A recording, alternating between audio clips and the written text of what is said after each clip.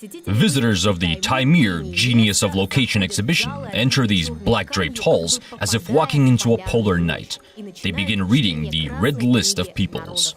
There's 5 of them here: Dolgan, Evenk, Nents, Ents and Nganasan. They're the descendants of the most ancient tundra population of Europe, the Neolithic deer hunters. There's only a few hundred of them left. We cannot call it a dying culture. Indeed, these indigenous peoples are few in number.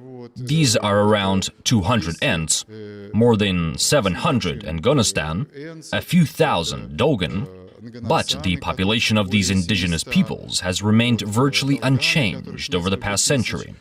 They're very much tied to their land. They're developing. They bring a lot to the culture of Russia. They make it richer, and they demonstrate its diversity. Они очень многое дают культуре России, обогащая ее и показывая ее многообразие. The exposition includes more than 400 exhibits, ritual masks, Dolgan calendars, as well as the materials of the forgotten ethnographic expedition of 1965, displayed for the first time. There's also the works of contemporary painters. Artist Dmitry Gusev and his wife spent more than a year on Taymyr. The peninsula fascinated them with its primality and diversity. Mountains, hundreds of waterfalls, and blossoming plants are a real treat for a painter.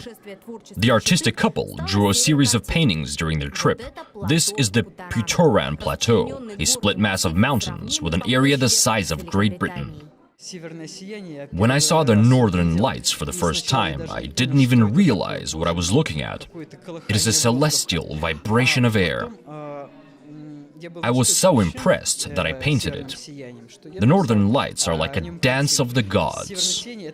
You can tell that it is not some simple natural phenomenon. It is something truly fascinating.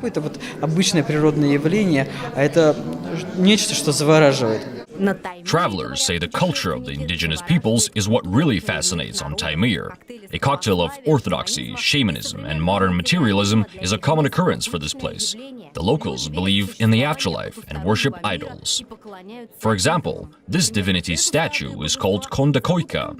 It has traveled across half of the world. From Taymyr, it went to Scandinavia and then to the US. It came back to its historic birthplace only a few years ago.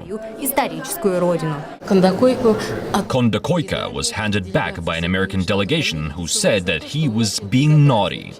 So now he's back home. We often see the Trunagin family come back. They used to own the idol, so they come to talk to him, ask him for help. So yes, this spiritual culture is deeply rooted in our peoples. The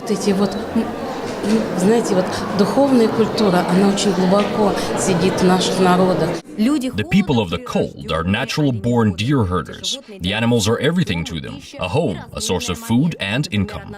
For example, a fur coat like this costs as much as an adult deer. That may sound expensive, but the price is very justified. It's all handmade from natural deer skin. The hood and gloves are sewn onto the coat right away.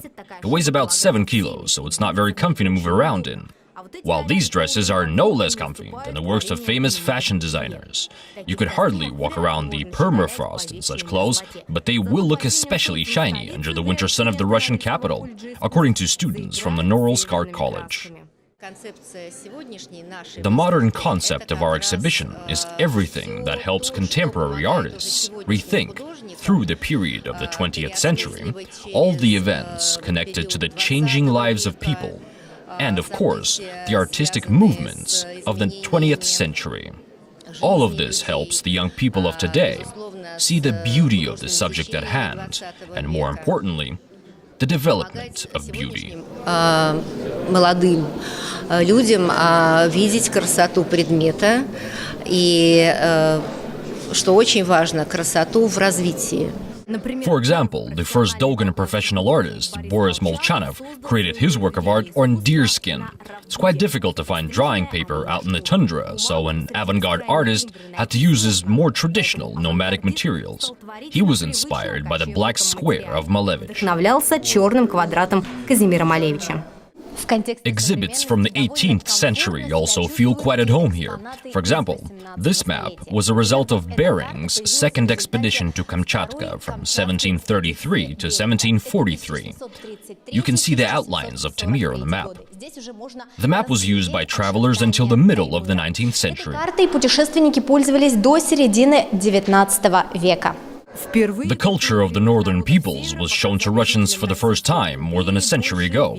An exhibition of items belonging to the people of Taymyr, brought back from expeditions by ethnographers, was displayed in St. Petersburg during the rule of Tsar Nikolai II. That was when the Russian north became fashionable. Today, the study of this remote and mysterious peninsula continues, while the authors of this exhibition demonstrate that this northernmost region is not as cold as it seems. Anastasia Shkitina, Dmitry Golovko, TV BRICS.